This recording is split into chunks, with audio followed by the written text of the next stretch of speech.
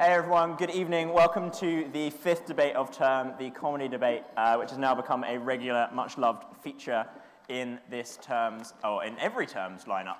I heard that we've already had a very light-hearted first debate. First joke of the evening out the way.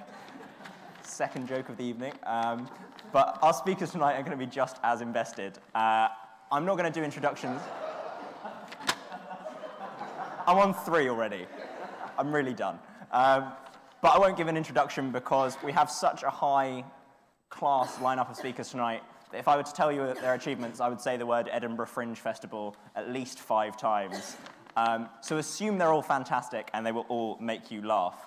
If you're joining us on Twitter tonight, which someone already has, so much respect for the person who has guessed the hashtag correctly for tonight and tweeted, "I'm currently very happily single and free. I challenge tonight's debaters to make me feel like I'm missing out." Tonight's hashtag is CUSLove, so do get in touch. If you want to make a point, feel free to interrupt as per usual or make a point during the floor speeches. Please make them funny. That's more true tonight than ever before. So with that out of the way, we will move on to tonight's debate, which is This House Believes All You Need Is Love. And our first proposition speaker is Tania Edwards. Tania, thank you very much. Hi.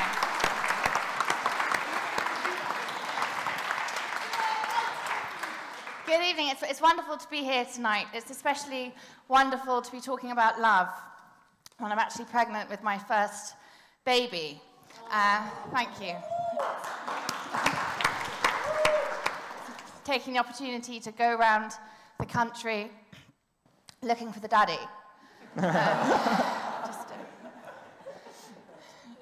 Just joking. My husband and I, we planned this pregnancy.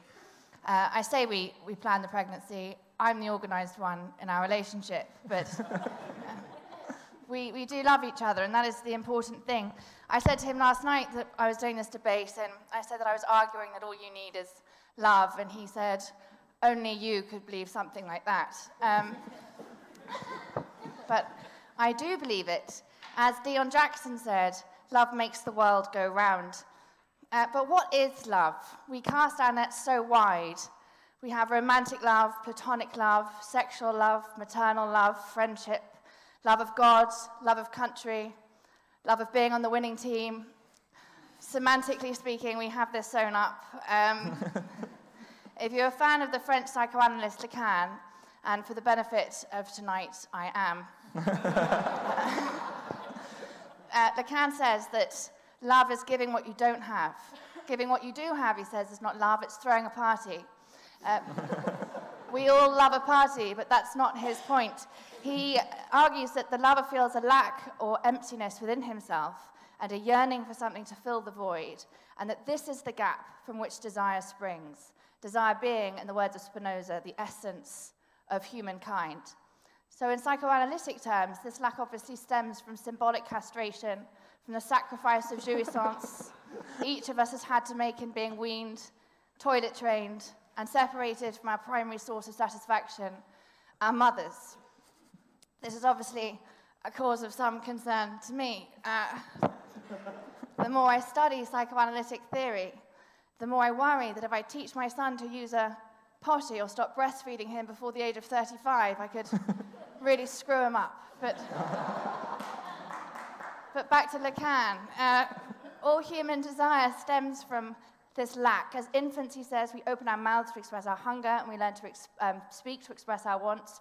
All speech is a request or demand for something that we are missing or to be recognized as something missing. All speech constitutes a demand for love. If you know a lot of stand-up comics, you probably think there's actually something in this. We are asking for our request to be recognized. We are asking to be responded to. We are asking for love. Yes?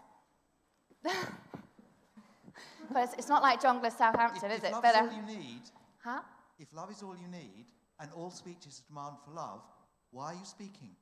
Because I love to be loved, as do you, sir. In fact, you've admirably demonstrated Lacan's point, and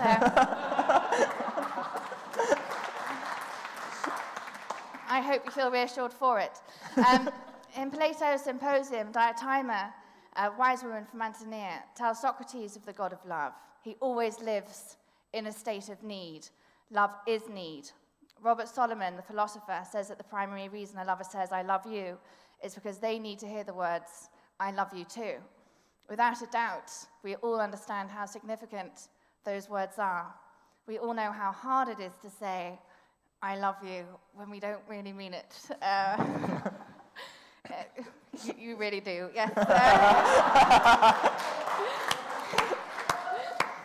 If love is an expression of what we are missing, broken hearts, like I can feel them cracking. If love is an expression of what we are missing, it follows that we want to be loved no matter what. Bruce Fink describes this as wanting to be loved for even those parts of ourselves that we hate, the bits that we don't want to recognize. It would help if I put this in the right order. Don't worry, the writing is very big. I always panic when I see loads of pages, thinking, Christ, how long is this going to go on for? But we can always skip some. Oh, actually, I don't believe it. Oh, no, yes. I can't count. This is a problem. I blame the baby. It's made me sick. It's a boy. I've almost forgiven him.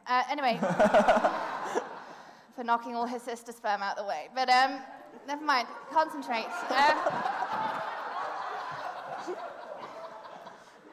Must concentrate. So, sorry, yeah. Psychology experiments have shown us that the person we like least is the one who did like us and then goes off us. But strangely, the person we like most isn't the one that likes us continuously. It's the person that didn't like us and then grows to like us. This is probably because we imagine that they detected our faults, but like us despite them.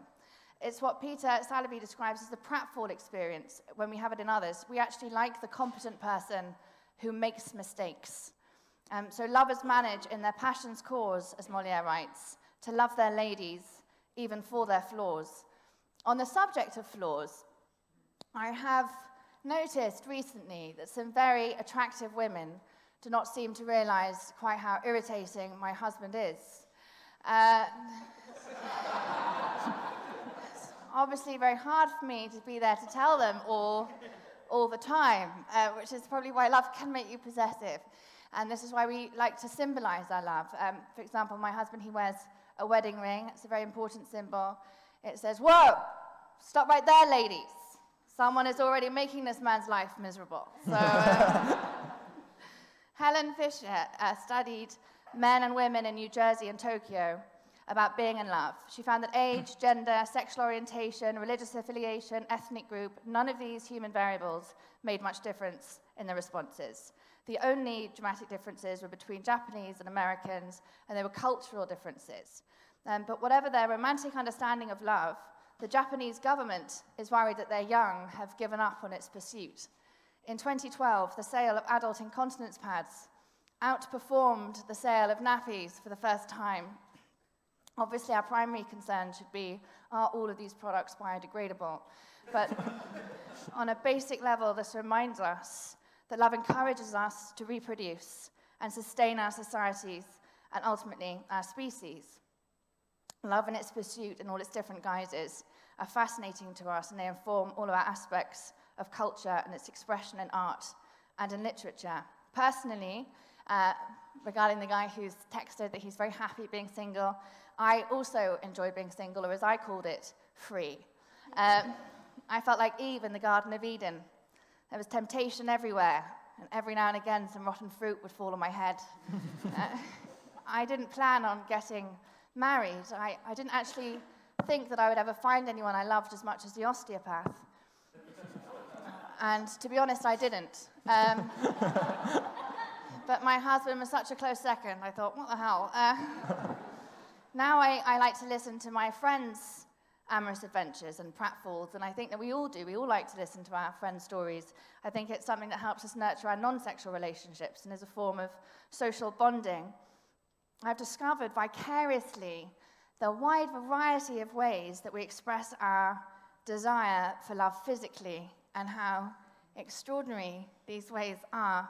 To name a few, recently I've heard of a man who insists on sex decked out in girls' tights, of those who can only ejaculate at a range of 10 meters from their lover, those who want to do it in the dark, or those who will only do it in the light, Some people who like I'm older than you, not. Some people who like straps and gimmicks, and one unfortunate who accidentally proposed to his girlfriend in the moment of climax, with unhappy consequences for everyone. You realize as you get older how strange love's physical manifestation can be. When someone loves their partner, their predilections are acceptable or even a point of connection. In love's absence, they're just really odd. Perhaps the key to desire is finding your lover's state of seriousness serious. This seriousness, this drama, is often important in romantic love. Perhaps it is why I sometimes daydream about my husband having a breakdown at his desk at work and just crying out to all his colleagues, "I just love my wife so much."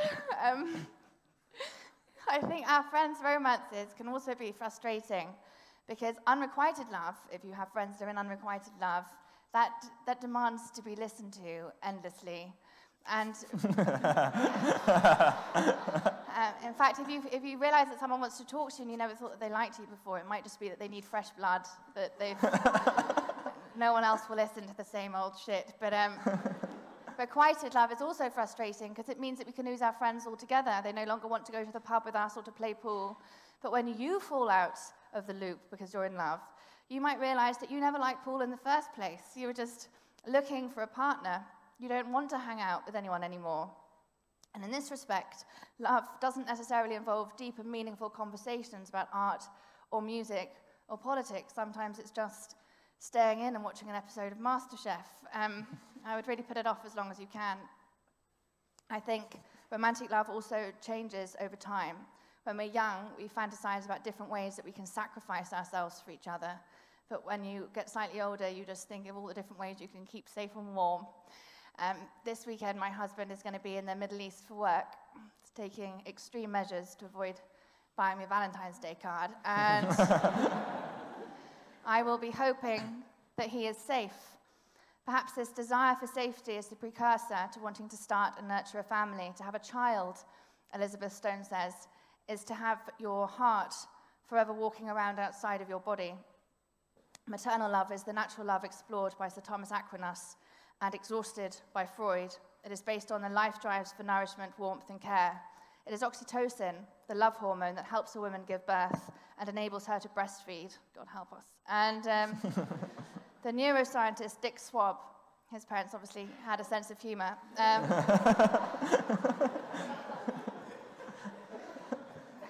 He still did well. The neuroscientist Dick Swab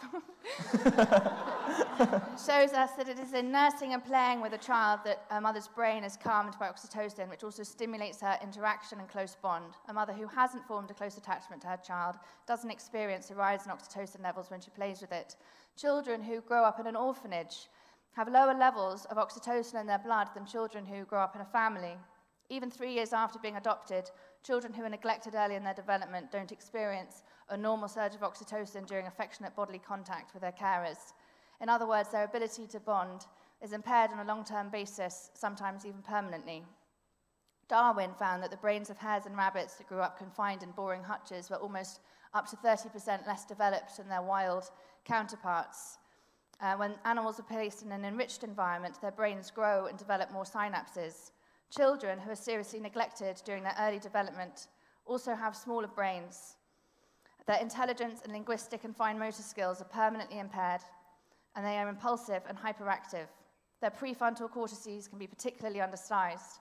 Studies have shown that orphans adopted before the age of 2 go on to have normal IQs averaging about 100. I don't think it would get in here. And while those not adopted until the ages of between 2 and 6 attain average IQs of 80. The case of the wild boy of Aveyron is an extreme example. He was discovered in the woods of the region of Languedoc in southern France in 1797. It took 3 years for hunters to capture him, so he was quite smart, and bring him into the town. He was about 10 years old, he'd been abandoned at a young age, and he'd kept himself alive on fruit and small animals. A doctor took on the task of educating him, and he called this boy Victor. But Victor never developed properly as a person. The only word he learned to say was milk. It makes me think of the Leonard Cohen song, Suzanne. In the seaweed, there are children, leaning out for love, and they will lean that way forever. This is a rather somber way of bringing my bit of this to a close. But we must remember this is a debate about love, and I love winning. So to conclude, love is more than sex and romance and its expression in music and books. It is a fundamental need that has a long-term impact on our own ability to develop and form social bonds. This is imperative. As Leonardo da Vinci said, a life without love is no life at all. Love is a gift. It does not matter in the end if it is appreciated. For myself and my new family, I hope that our love will be enough to help a kind and caring young man to develop. Perhaps a sensitive poet, like Philip Larkin, who is most famous for the immortal lines, "They fuck you up, your mum and dad." They may not mean to, but they do. They fill you with the faults they had and add some extra just for you. Thank you very much.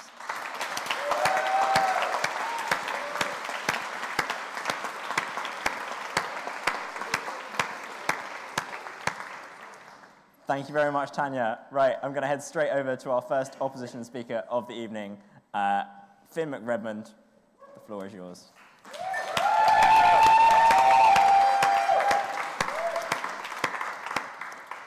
Oxygen, water, a sense of decorum, political stability, and a strong understanding of the futility of human existence.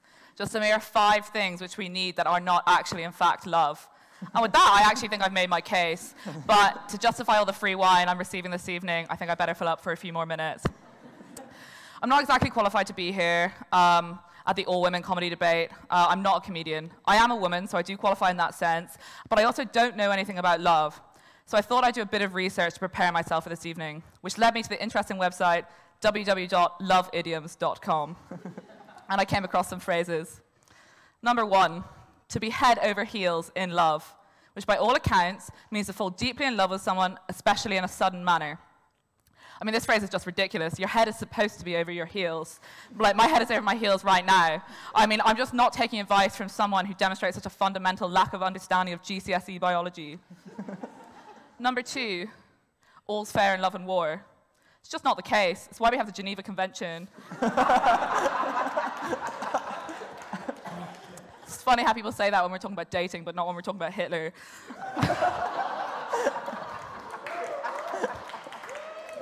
And number 3, love makes the world go round. I'm sorry, that's just objectively incorrect. Yet this house still believes that all you need is love. This house believes in 2015 in the unconditional right to offend, which is something only a prick would believe in, to be honest. And in this house in 2003 believed that gay rights are family wrongs. And back in the 60s, this house regretted the emancipation of women. So to be honest, I don't think we can trust anything this house believes. But I have conducted my own research. I'm just going to go straight up and say that this motion is completely ridiculous. I can't believe I even have to say that to a chamber of like ostensibly clever people. But I'm in a pretty bad mood for a host of reasons. One of them certainly being that I spent the majority of this morning listening to the eponymous song, All You Need Is Love, which is responsible for this ridiculous assertion. And I'm just here to ask if any of you listen to it. Their line of argument is actually so incoherent, it wouldn't even get like a low 2-1 in the philosophy tripos. It's extremely repetitive, like they're desperately trying to fill up that word count, repeating, love is all you need, nothing short of 32 fucking times. It's not even a good essay structure. And contains lyrics such as, there's nothing you can sing that can't be sung. I mean, that's just highly tautologous. And I want nothing from my relationships, if not rigorous application of logic. Yet, we are masterfully deceived into thinking that it's a good song with a positive message. It's got a catchy tune and sung by like a moderately competent band, I guess. But should we really be taking lessons from a band whose songs contain similarly nonsensical lyrics, such as, we all live in a yellow submarine, which is just false information. Or Blackbird Singing in the Dead of Night. It actually just took a cursory glance at birdforum.net to find out that you're actually most likely to hear the common garden blackbird singing between the hours of 6 a.m. and 9 a.m. So John Lennon didn't even conduct his research properly there. And further, how can we trust a band in which one of its members claims that he'd like to be under the sea, fair enough, in an octopus's garden? Like, what kind of idiot believes an octopus has the dexterity required to cultivate a subaquatic garden, let alone believing that an undersea garden would be an appropriate place for anyone at all? But actually, none of this nonsense is surprising from a band who claim that all we need is love. Since in addition to their lyrics being stupid and highly untrustworthy, I'm here to put to you, ladies and gentlemen, that where they actually made their primary mistake was not in saying all we need is love, but in actually believing love exists in the first place. Sorry.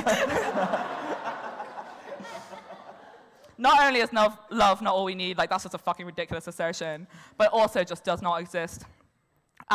Once a boy, who we'll call Alistair, because that was his name, asked me to be his girlfriend and called me up nothing short of 6 hours later to dump me with the words, "Never speak to me again." It was literally 6 hours. I didn't even communicate with him at that time. I was asleep. I do not know what I could have done. And then again, in a defining moment of my teenage years, a boy called Matthew once asked me on a date under the pretense that he was going to take me to a Noam Chomsky lecture. But he actually just drove me to the side of a mountain to try and get off of me. So you know the phrase, "everything is terrible"? It's my catchphrase. I'm sure I don't need to tell the highly educated political intelligentsia of this esteemed chamber that love isn't real. It's just a sexist, racist, patriarchal construct designed by George Osborne to destroy the NHS. And having made that highly astute observation myself, I can now stoically press on in my loveless life without the need to wallow in the false pretense about this ridiculous concept of a universal and unconditional feeling towards one person. Just get on with my shit and everything is so much better. Because what we've done is try to label this total mix of human experiences, which differ literally between every single one of the 7 billion people that inhabit this earth, and put it under the blanket term of love. And then on the back of this utterly ridiculous task of finding a common denominator that doesn't exist, we're then striving after it and perpetuating the absolute farce that love is a thing, let alone something that we need. And ladies and gentlemen, I'm just here to tell you it's making you unhappy, because love is nothing more than a fantasy created by the arts and entertainment industry to trick us into thinking we're happier than we are. We read books and we listen to music for escapism, right? Like there's a reason we don't listen to the song about the guy who can't find a parking space in the morning. We read books about fantasy, books which fulfill us in some kind of way, and for a super short time replace the utter banality and hopelessness that is everyday life, to replace it with false hope and love, to compensate for the fact that our lives are totally meaningless and everything is shit. And these stories themselves are pretty much universally shit, because no one can seem to think of a universal definition or description of the behavior patterns that accompany love. There's no overriding theme to any of them other than sex, because love isn't real. We can't find a common denominator in all these experiences when it's not an experience that's shared. And I have the empirical evidence to prove it. So you're all familiar with the story of Odysseus and Helen, right? Often upheld as the truest and most beautiful love story in all literature ever. I ask people who say this, have they even fucking read it? I actually haven't read it either, despite being a classicist, but I did read the Wikipedia page this morning. And it goes something like this. Helen waits for Odysseus to come home from the Trojan War, where he was for 10 years. And his journey home takes another 10 years. It's a full 20 years that Helen is waiting for her husband to return to her. She holds out, and she's faithful, and eventually he returns. And kills 26 men in his living room, and they kiss, and it's really romantic, right? Wrong. It's actually completely wrong. Because 9 out of those 10 years that Helen is waiting for Odysseus to come back from the war, literally 90% of that time post-Trojan War, Odysseus isn't traversing the Aegean in the search of his long-lost wife. He's banging a goddess in a cave somewhere. In what possible sense can we even start to attribute the word love to that story? Or Beauty and the Beast, one of the defining stories for so many young kids, one of our first encounters with what love actually is. And it's basically about a psychopathic bear who pretends to be hot and locks a girl in a dungeon. It's not love, it's Stockholm Syndrome. or the archetypal, most famous love story of all time, Romeo and Juliet, in which two 13-year-olds who don't know each other from Adam become so crazily lustful that they kill themselves, which is incidentally how I met my boyfriend, but that's a story for a different time. If arguably the best playwright in the world can't even produce a decent play describing what love is, then who can? No one. Why? Because we convinced ourselves and tricked ourselves into thinking that a random mishmash of chemicals in our brain, whose sole purpose are to make us want to reproduce, is a thing called love. And we've convinced ourselves that from the totally disparate experiences of 7 billion people, we can extract a common feeling or emotion and call that love. And then everything is made so much worse by the fucking geese like the Beatles, not only claiming that's something we need, but that it's the only thing we need. Fuck you, Paul McCartney.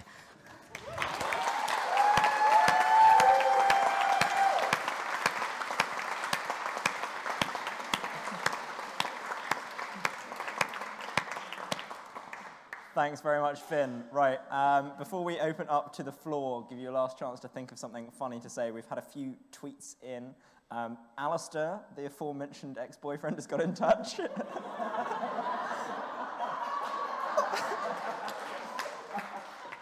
He hasn't, I just wanted to see your face. On the subject of unrequited love, we have someone from Jamie. But I won't read that one out. I will spare someone's blushes. Right, do we have someone in the audience who'd like to make a point in proposition? Anyone at all? Any point in opposition of the motion? Ivers, you had something to say, like, you must want to make a point. Please do. Charlotte Ivers, Pembroke College, Finn's best friend. Finn, you're the classic student, not me, but wasn't it Penelope who was waiting for Odysseus? Like, I don't want to put your degree at risk. Do you want to respond, Finn? Are there any more points in either direction of the motion?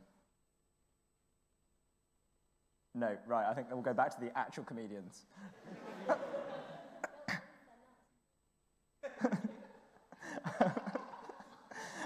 Right, our second proposition speaker tonight is Janey Godley. Janey, thank you very much. Oh, shit. Sorry. I just dropped my coil.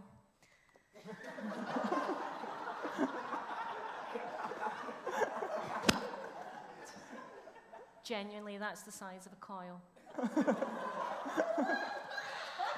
It's not. I made that up. I would do anything for love, but I won't do that. Who else thought that was anal? So, all you need is love. I hate the Beatles. I have to get off that right at the start. Hate the Beatles. Couldn't care less if they all died in a submarine. Never liked them. I don't have any paper and I haven't prepared anything because I've lived a bit of a life and I thought I'd wing it, which means you, posh boy, you better tell me when my time's up.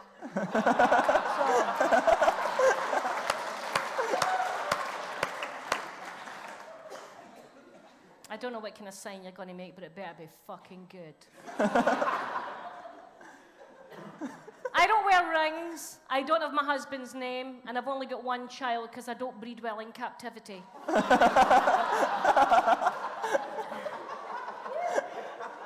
That wasn't a joke. We didn't believe in tags and rings and stuff. I get married really young in Glasgow because that's the law. I didn't have a baby until I was 26, and in Glasgow that's infertility. To make matters worse, I could read. So, my city, I can slag it. You say anything about it, fucking take a gun to you. Now, it's a Glasgow slang for haha. I've been married 35 years. My husband's not here, I don't let him come in general. Now,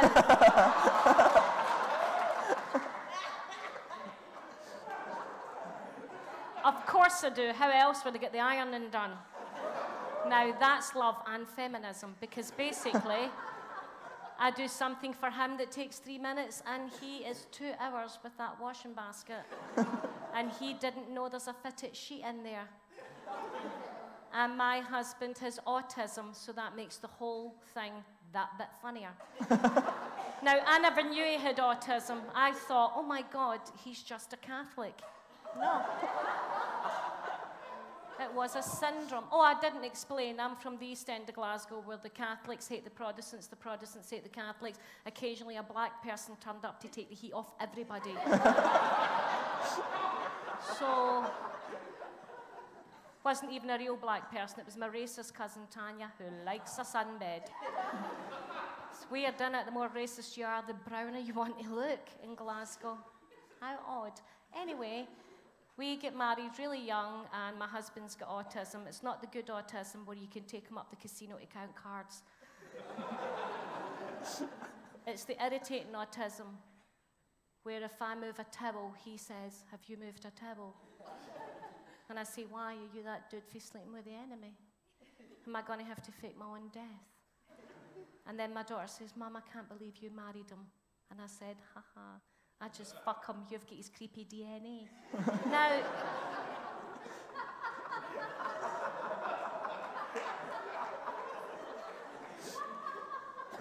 this is where my proposal that love exists.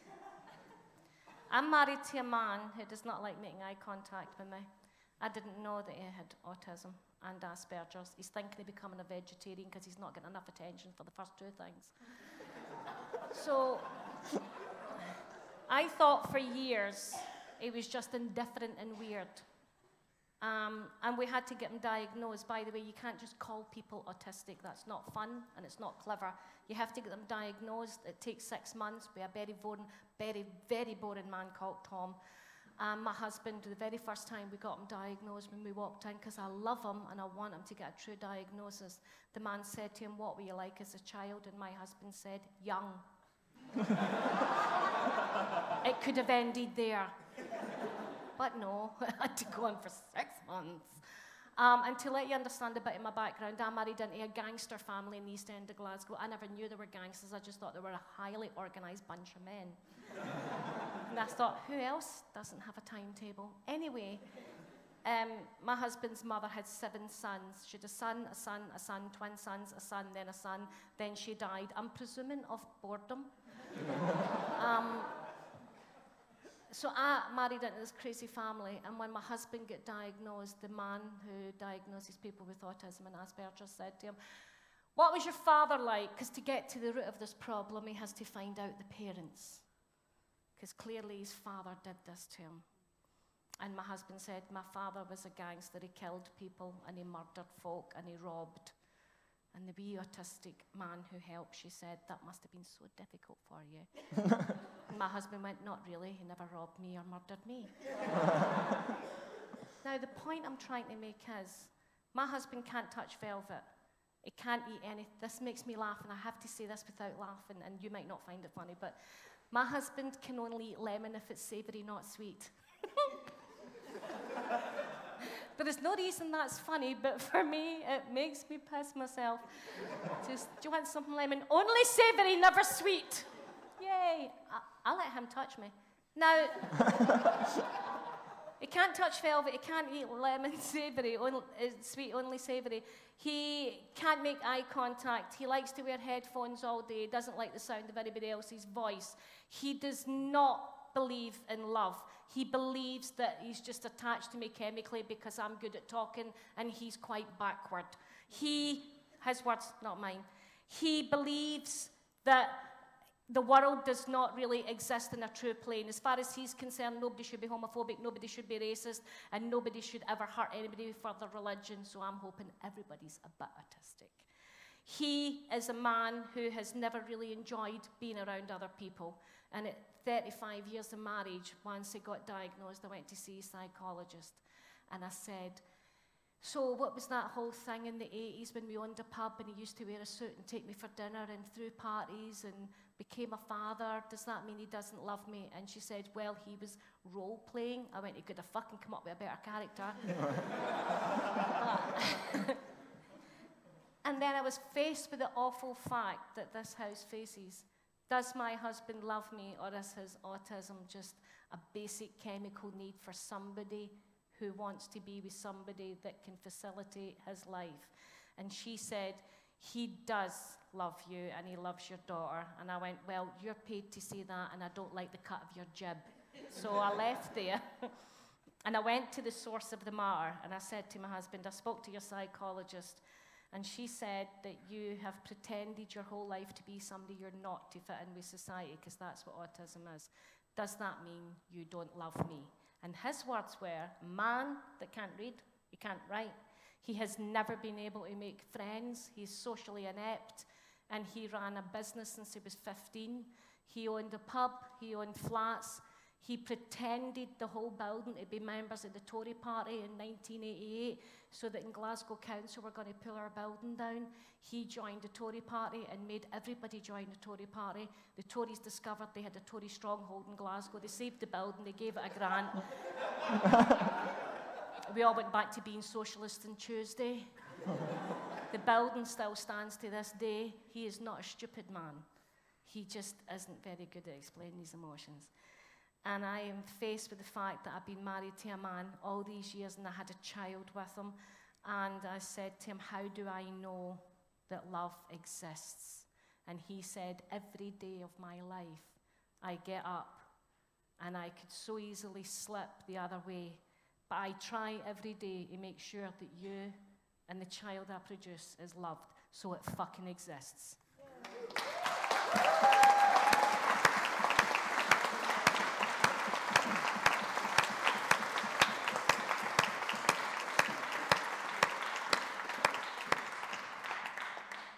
Thank you very much, Janey. Right, I will hand straight over to our second opposition speaker of the evening, Alison Grillo. Alison.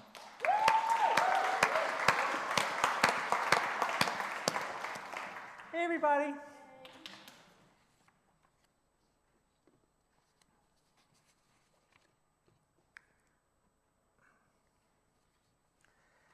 When I was invited to come here, the event organizer, Ash Nandy, gave me the choice of speaking for or against the motion, and I initially made the heroic decision to speak for.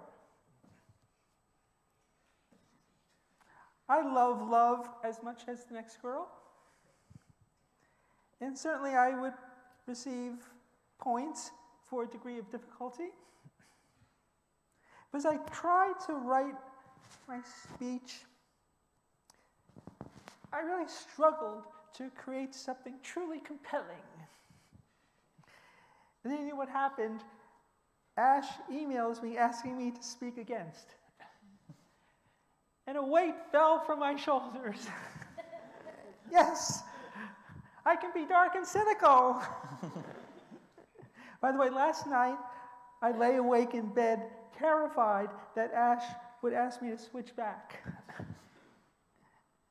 But isn't that funny?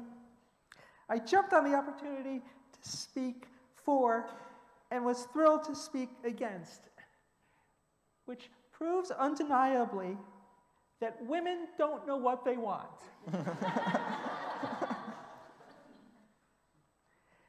Now, it's possible that some of you, I don't know, might consider that statement misogynist. Others who are familiar with me and my work as a uniquely talented gender visionary might say, how could someone who transitioned from male to female be misogynist? It's easy. The human heart loves irony. But I tell you, I researched this topic. I spent hundreds of hours in the library. Well, not hundreds of hours, dozens of hours. Maybe not actually dozens. A few hours. I spent a few hours in the library. Well, I don't know. Basically, all I did was Google the name John Lennon, who wrote All You Need Is Love. Apparently, Lennon wrote it as a kind of slogan. All you need is love. It's a slogan to rally the masses, to make the world better, I suppose, or to live more humanely. In an interview, Lennon acknowledged that the song had an element of propaganda, and that as an artist, he was something of a propagandist, which he was comfortable with. I always liked Paul better. And I'm not a propagandist. You know, I'm not John Lennon or Joseph Goebbels. I'm a stand-up comedian. I'm a critical thinker, a complicator, and heartbreaker. So to complicate the motion, I say, all you need is love and its special ongoing dance with hate. Think about that.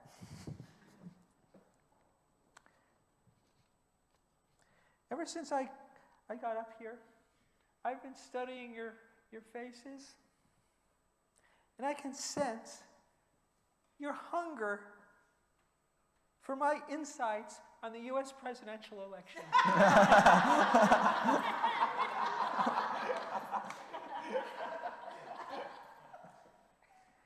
And I want to say to that my love of Bernie Sanders is made whole by my hatred of Hillary Clinton.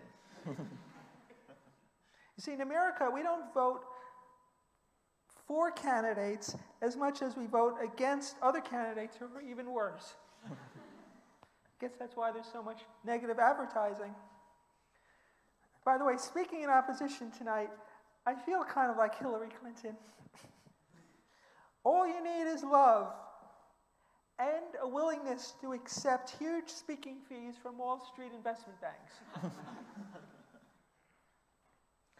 The word love sometimes reminds me of its tiresome cousin, passion. I say that as a person who's read too many of those little professional bios of people online, typically event planners, U.S. event planners. This person is passionate about student success. That person is passionate about creating opportunities for extracurricular enrichments. I know for a fact that all of them are passionate about the paperwork requirements for visiting speakers. By the way, if a joke strikes you funny later, just email me. Perhaps professional women are most burdened by this imperative to proclaim love of one's work. Women's magazines, which as a lesbian I read strictly as pornography, always have these little profiles that go like, Susie loves her job as a district attorney, but hates not being allowed to wear flip-flops to court. They always say they love their job. I look forward to the day when successful professional women can hate their jobs without feeling the need to go home and have babies. What's the big deal? Hate your job, love your paycheck. I hope you're enjoying my motivational speech. In conclusion, in closure, I love closure, even though I've never actually seen it happen. No. In conclusion, I shall draw on the wisdom of Ronald Reagan. And feel free to boo my left-leaning British friends. Reagan's philosophy when negotiating arms control agreements with the Soviet Union was trust but verify.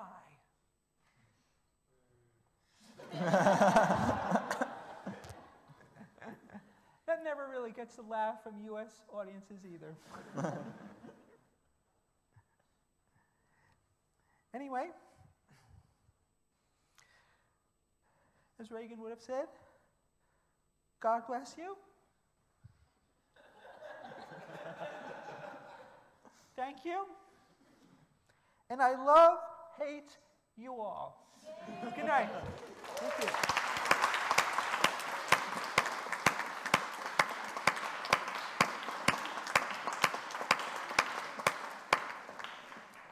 Thank you very much, Alison. I really didn't expect to hear Reagan tonight. Does anyone have any points in proposition that they would like to make? Would anyone like to speak? Anyone in opposition, more sort of cynical? Do we have any points in abstention? Yeah, down there. Okay, so this is actually not to do with the debate, but our president sitting in the chair earlier tonight at dinner asked me if I could make a point of abstention, stand up and say, could we open a door? It's really, really warm in here, just so we could show you his flamingo shirt. And I am going to ask him, please, to add to this debate, show us your flamingo shirt.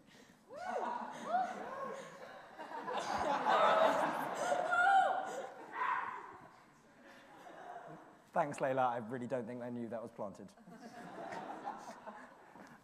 Right, do we have any actual points? It is quite warm. Does anyone... I'm going bright red. Does anyone have any points they would like to make for the debate? Yes, at the back, a real one. James, what the hell is going on with your socks? I'm glad you asked you. You're just trying to beat in Squirrel Mark II. It's not going to happen, James. I'm sorry. That really dates you.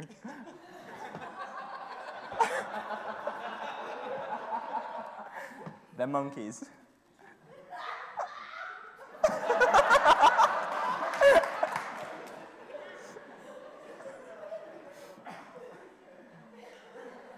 Does anyone have any points that aren't about my clothes?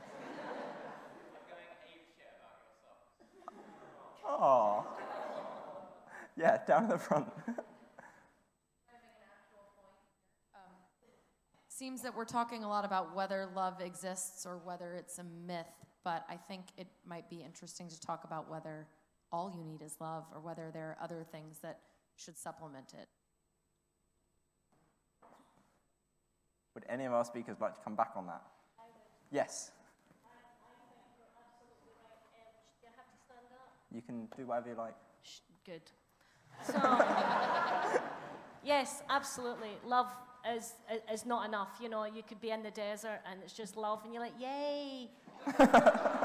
Sure, love is good and sand and nothing else. Now, when I was explaining what my husband and I feel for each other, which is 90% hatred of a whole day and 10% of love, there has to be absolutely mutual understanding. I'm not sure if I believe in trust. I think trust is something we make up ourselves to suit our own needs and agenda. But you definitely need a man that can iron.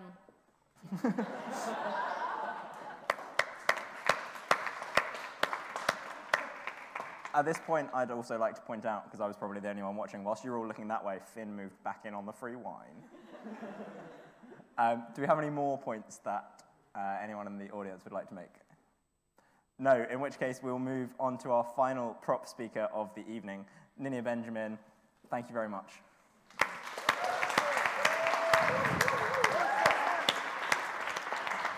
Props! So, make sure you touch your bell and ring it at 10 minutes. I'm going to stand behind here, right? First of all, can I just say, fucking hell. So I came here today and they said, you know, I heard what you'd said, lovely lady, you know, as nobody talked about it. And, you know, love is all you need. Because love is what got me up this motorway, right? Eating the free food. Oh my gosh, wait, I got to pull my top down over my bum. I should have worn a fucking girdle. So, I thought they was only going to do it from the front. I've been looking for where the camera is, and I couldn't find it. Anyway, love. Love, because, you know, you're all so young, really, and, you know, when you're this young, you know, there can be a lot of bollocks being chatted here, right, about there's no love don't exist. Love exists, trust me. Love exists. That's why somebody decided to make this building this high rather than that high, because they went, I just love height. So that's fucking love, right? That's love. Love exists.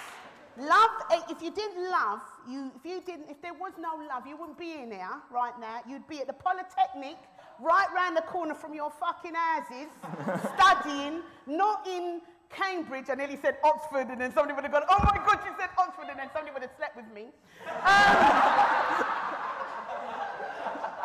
If you didn't believe in love and love of self, and your parents loved you, you wouldn't be in this auspicious, because I've got it rare. Gotta use big words. So I've written, gotta use big words. I've also written love.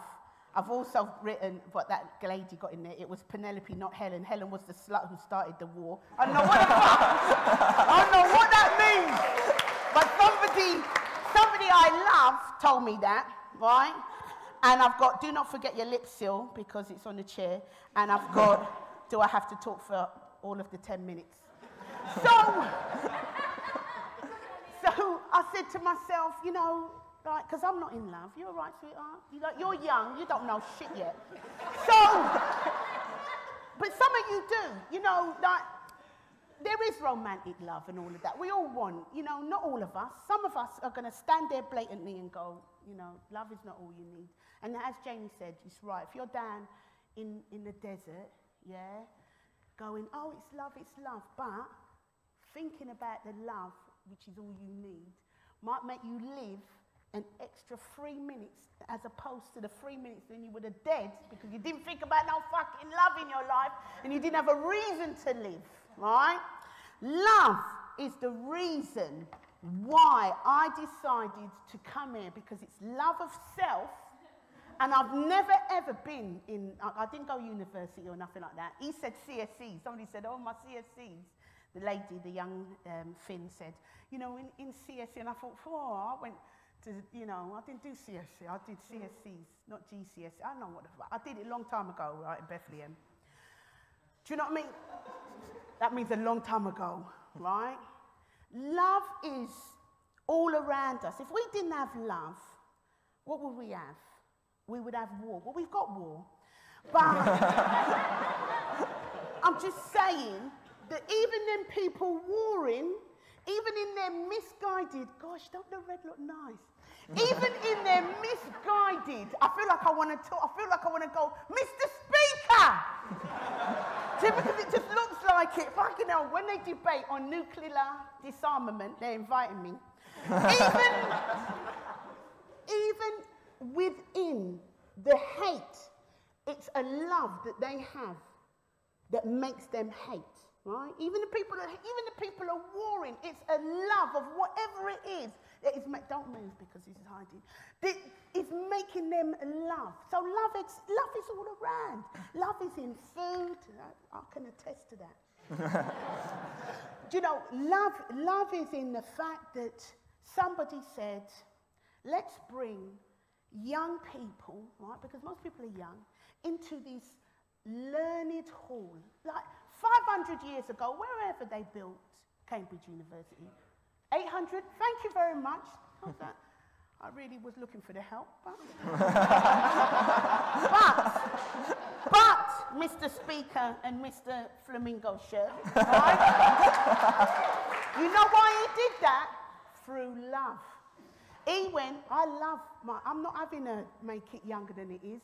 Through love of this university, he said, I'm going to let her know. Or it might be in love of seeking attention. He might be a fucking attention seeker for all we know, but he loves it, so he shouted out 800 years. And now I know that. Now I know that, you know, this is 800 years old. And next year is going to be 801. So what else? You know, I was thinking, you know, let's be serious here. Let's go into it and, you know, use a nice word that these people who pay, you lot are paying big money to study. Some of you are studying Latin, which I don't know how that's going to help, but you know what? He loves that fucking Latin. He loves it. Some of you are studying anthropology and the things to do with studying humans. Some of you are studying psychology, and it's all through love. Whatever it is, it's, you know, it's drinking water or not drinking water, or even calling it water and not water, which is hard to say. It's everything that is driven by it, because if it's driven by hate, right, then you're not going to do it. Do you know what I mean? You're going to go, I don't want to do it. You know? How long have I got? I just want to know when to finish. How do you know it's 3 minutes? I didn't see you touch the thing. You just made it up. I know, you're just sitting there going, I love this woman because I'm looking at her bum. I don't mind. I don't mind. It's fantasy. It's through love. That, you know, that young man has gone, you know, as bright red as whatever, and he ain't looking at my bum. But, you know, I love the attention that he might be looking at my bum, so I'm going to pretend that he's looking. And all I'm saying, those people for the proposition and those people against the proposition, although you might not be, because apparently you can sit anywhere, it's like a wedding. You don't necessarily have to sit on the side that you're at, right? All I'm saying is that the house the house. The house says all you need is love because love drives everything. Wait, not yet, Don. I know, I should have finished there, shouldn't I? I know, I'm such an idiot. It even drives the hate, yeah? But it's love drives everything, you know? It does. And so, make us win, because if I win, I get apparently an extra. If I win, I get £10 worth of lottery lines. I just like to say lottery in the fucking university. So, you know when you just want to say words that, you know, I know like tomorrow you're not going to go and play croquet or whatever the fuck it is.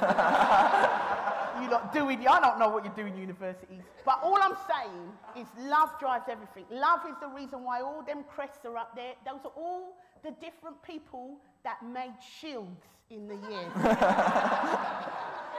So, love is all you need. Whatever they say, take it with not a pinch of salt, but a whole Morrison's value salt, which is 17p. Some of you are students and got no fucking money, so I'm telling you, you can get salt for 17 pence in Morrison's.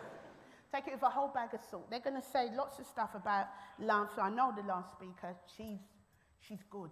Yeah, she is good. But love is all you need. And with that, this prop is going to go and sit down.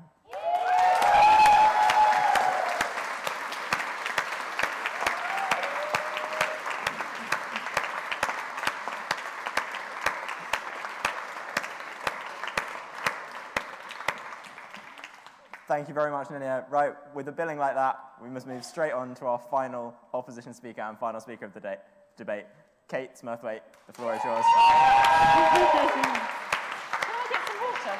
Can you check for some water? Thank you. No. What? I'm getting hate from the love bench now. Right, great. Thank you very much. I'll try and surreptitiously pour that while talking. So let's just start at the top here. Would you mind helping me? Thank you. So first of all, there's a bit of a sort of massive irony here, as far as I can tell, in that we're here in, like, I don't think anyone is going to argue with me if I say one of the sort of bastions of enormous, enormous privilege in the whole world, right? I mean, I'm an Oxford graduate, right? So I'm not trying to claim that I'm not a part of this. But we all come from a world of considerable privilege to be at Oxford or Cambridge, to be able to be here. We've just had fancy meal. We've just had all this kind of stuff. And here we are going, all you need is love. I'm pretty sure there is nobody trying to operate a Bangladeshi fishing boat right now going, oh, as long as we've got love. They're going, fuck, what are we going to eat? Oh, shit, there's a flood. I really think that if you're in this place of all you need is love, well, lucky bloody you. But what I'm actually not going to argue is that we need more than love. I think that point has been made already, and I think it's been made very well. What I'm going to argue is, in fact, almost the opposite. I'm going to argue that the very, very last thing we need is love. And I mean that actually especially for women. I think it's kind of interesting, isn't it, that when we had a debate about love, we decided to have the all-female lineup. It's like as if love is like a special woman thing that especially girls need, don't we, with our special weak body parts or something. And that's already a problem, isn't it? Love is something that we sell hard to women and rather more lightly to men. Now, the ancient Greeks defined 4 different types of love. We can't talk about love without discussing what we're talking about. The ancient Greeks said there were 4 different kinds of love, each one a larger and more steaming pile of bullshit than the last. First of all, they describe agape, unconditional love, the love that God has for mankind. And that's a problem principally because there is no God. But even if there are those in the house who wish to dissent with me, I still think that it's a problem, and I'll put to you why. If you tell me someone's ethnicity, I can tell you with about, I would say, 80% accuracy what that person's religion is. Now, every religion teaches that their deity, their one and only true deity, loves only the followers of that religion. So if there is one true God who experiences this agape, this unconditional love, then we can be pretty certain that they experience that love only for one specific ethnic group. So that kind of agape, we're going to have to dismiss this, I think, as racist love. I don't think we want that. I think that's out. There's storge. It's described as the natural empathy a parent feels for a child. And we notice that Tanya is here expecting her child. I wonder how she'll feel this time next year about the issue of love, because even the ancient Greeks acknowledged that this storge was actually a term which meant putting up with a bad situation. That is literally the same word that they used for this kind of love, which was kind of tolerating things that were a bit shit. Next up, we've got philia, brotherly love, which they described as the love between equals. And of course, that's a very pleasant but utterly useless concept, because in the 21st century, we live in an increasingly unequal society. And it's all very well for us to sit around in our little world of privilege, loving those who are in a similar world of privilege. But if we're going to make any progress in this world, we're going to have to love people with less advantages than ourselves. And then finally, eros, erotic love. And already, there's an issue, because apparently, that's not between equals. Whoops. Already, the ancient Greeks seem to have slightly ballsed up in their idea of romance. But this is the kind of love that I guess most of us are talking about today, and I think it's the most problematic. Romantic/erotic love is marketed to us, especially women, from an incredibly early age. I was recently in Los Angeles. I went to the Disney store in Los Angeles, and they are selling wedding dresses in an age 2 to 3 years old. That is the aggressiveness with which love and romance and relationships are sold to women. And I'm sorry if you thought it was going to be a comedy debate, but look at Twitter. I'm the least funny comedian out there. Everybody says it. This is the truth of the matter.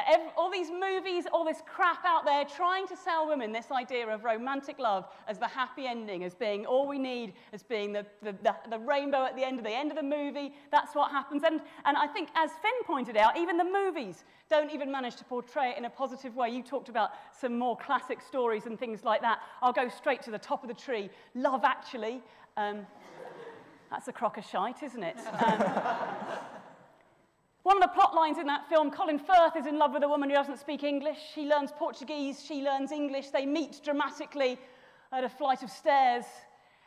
And they say something to each other along the lines of, now I can speak English, I can tell you how much I love you, and now I can speak Portuguese, I can tell you how much I love you. We know that in reality, having expressed those very worthy sentiments, the next thing she would say is, and also now I can speak English, I can tell you how angry I am about the handling of the refugee crisis and how I feel we should just let the children drown. We need a lot more than love to get through these things. We need a great deal more. Than if we were ever to believe that this idea of romantic, everlasting, monogamous love really meant anything, then we should perhaps look to the recent Ashley Madison scandal. It appears that something along the lines of 30 million Americans are actually unhappy in their monogamous relationships. I can't help wondering how many of them went onto the Ashley Madison site and found their own husband on there. I'm guessing quite a lot. And this is the thing about women and love. Women do more than 2/3 of the world's work, and yet we own less than 1% of the land and the property. And what is this extra work that women are doing? It's parenting, it's caring, it's all this looking after people. And the fact is that it might be nice for us to sit around and say, all you need is love, isn't it beautiful? But there's a lot more that people need. They need support, they need healthcare, they need services, they need education, they need all of these things. It's all very well to say love is all we need, but the fact is for millions and millions of people around the world, the poorest, and especially for women, right around the world, but also increasingly in this country with the dismantling of the welfare state. I told you, I'm not doing comedy, I'm talking politics now. In actual fact, love is far from all we need. In fact, love is essentially all we've got. It's all we've been left with.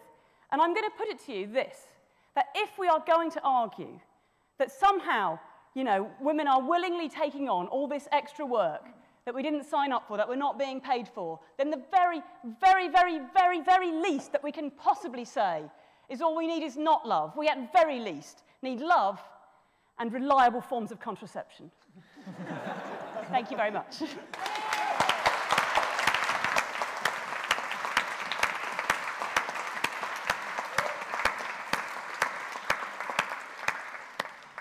Thank you very much, Kate, and thank you to all of our speakers tonight. If you want to stick around for a bit, I wouldn't say this is one to discuss afterwards in the bar, but the fun continues because Selwyn Jazz are playing there as well. Come along to one of the events later in the week. Calvin Klein is here talking fashion tomorrow. Mark Lyle Grant, the security advisor, national security advisor, is here on Monday. And in a twist about love, Will Gompert's event has moved from Tuesday to Wednesday because either he or the speaker's officer wanted to go on rag blind date. So come along to an event next week. As always, door through which you leave is significant. Prop to the right, op to the left, and we'll see you in the bar afterwards, and the results will be on Twitter. Have a good night.